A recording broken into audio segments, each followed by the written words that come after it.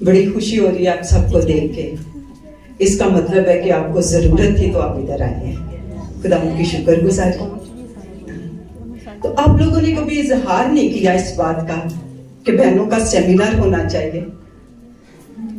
आज अपने आने के लिए जोरदार तालियां।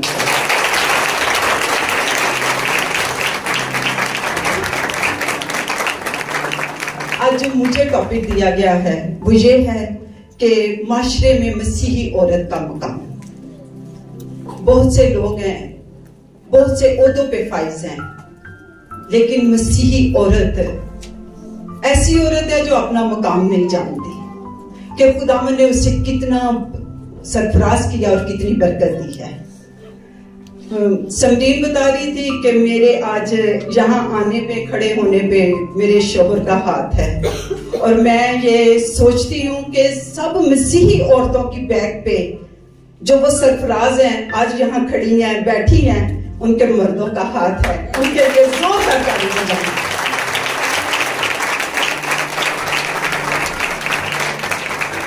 कि हमारे शोहर अगर हमारा साथ ना दे तो वाकई हम खिदमत नहीं कर सकते। ये मुश्किल काम है, खिदमत करना, दुआ में ठहरना, ये बहुत मुश्किल होता है, क्योंकि घर के इतने काम होते हैं। लेकिन जो जिस्मानी लोग हैं वो इन बातों को नहीं समझते।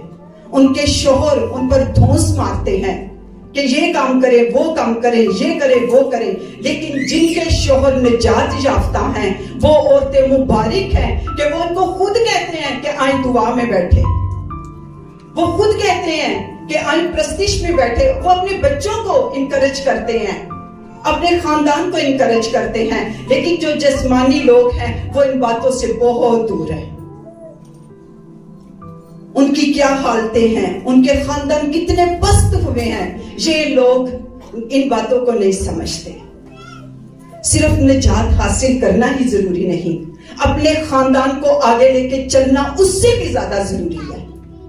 और ये खानदान की बरकत है कि एक मसीही खानदान जब माशरे में तरक्की करता है तो सरफराजी पाता है, तो खुदा भी खुश होता है और लोग भी उसकी वाह वाह करते हैं। ये सच है। जिस भी खानदान में कोई डॉक्टर हो, कोई अच्छी टीचर हो, कोई नर्स हो, कोई वकील हो, वो खानदान को कितना सराहा जाता है। वकील तो वो बच्चा है, लेकिन उसके खानदान को इज्जत मिलती है।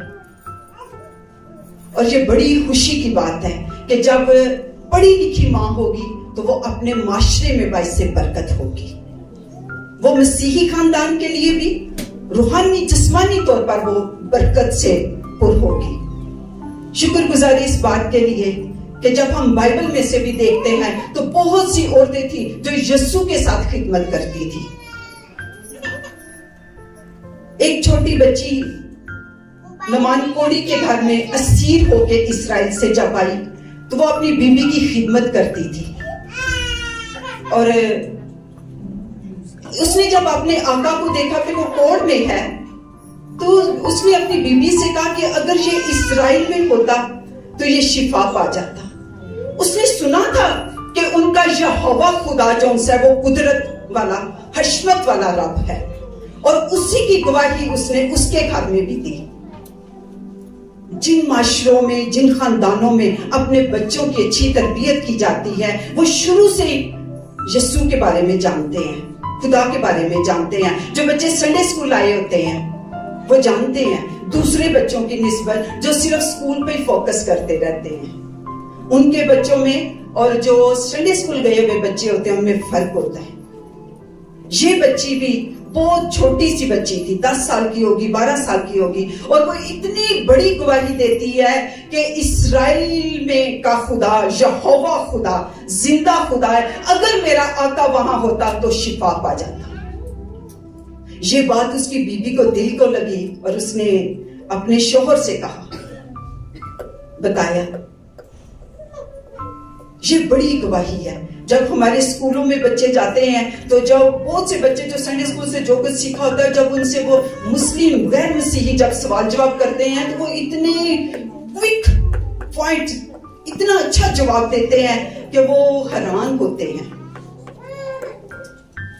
और ये जरूरी है کہ آج کے ہمارے معاشرے کی جو عورتیں ہیں وہ روحانی اور جسمانی طور پر بابرکت ہوں، ان کا کردار بابرکت ہو، ان کا بولنا بابرکت ہو، جب وہ گھر سے نکلے تو لوگوں کو پتا چلے کہ یہ مسیحی خاندان کی عورت ہے، مسیحی گھرانے کی عورت ہے جی۔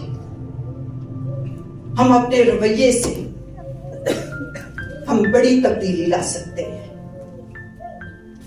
مسیحی ہونا عام لفظ نہیں ہے، یہ بڑا خاص و خاص ہے، اور مسیحی معاشرے میں اپنا کردار ادا کرنا یہ اس سے بھی زیادہ خاص ہے۔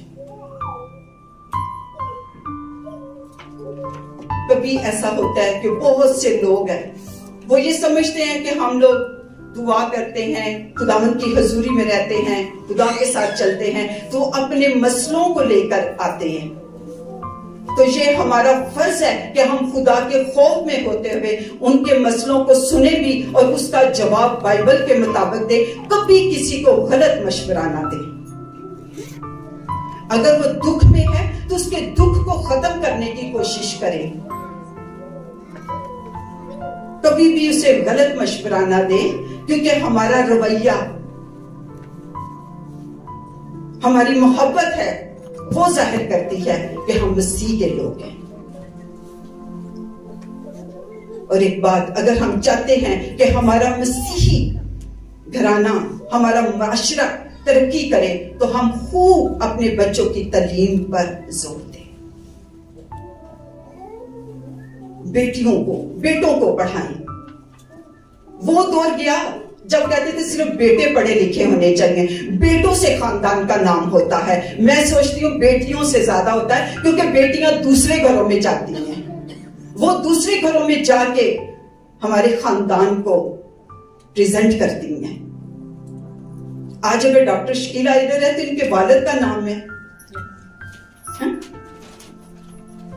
یہ اپنے خاندان سے ہمارے خاندان میں پہچانی جاتی ہے، ان کے خاندان میں اتنے ڈاکٹر ہیں۔ آج اگر میرے فیملی میں ٹیچر ہیں میری بھابھی تو وہ پہچانی جاتی ہیں۔ بہت سے خاندان ہیں ایسے، اگر میرے بہن بھائی، میری بھتیجی وکیل ہے تو وہ میرے خاندان کا نام چلتا ہے۔ اسی طرح میری بہنوں، میری ماؤں، میری بیٹیوں، آپ خوب اپنے اوپر پالش کریں، اپنے آپ کو خوب نصیحت میں پالش کریں۔ ویسے پالش تو سارا دن ہی ہم ہوتے ہیں، وہ پالش نہیں، اس بات پہ ویسے تالیاں وہ پالش نہیں۔ جو پالش ہونے کی ضرورت ہے وہ یہ ہے کہ ہم روحانی طور پر بھی اور جسمانی طور پر بھی ہم بڑھتے جائیں، ترقی کریں، سرفرازی حاصل کریں۔ بائبل میں لکھا ہے عقل مند عورت اپنا گھر بناتی ہے لیکن بیوقوف اسے بگاڑتی ہے، اپنے ہی ہاتھوں سے توڑ دیتی ہے۔ بائبل میں ذکر ہے ایک بیوہ کا، وہ صرف 7 برس اپنے شوہر کے ساتھ رہی اور 84 برس اس نے بیوگی میں گزارا۔ بائبل بتاتی ہے وہ دن رات روزوں میں رہتی،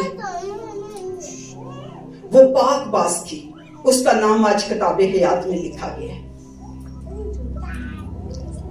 اس کے اندر بھی دل تھا، لیکن وہ دل ناجائز خواہشوں کے لیے نہیں،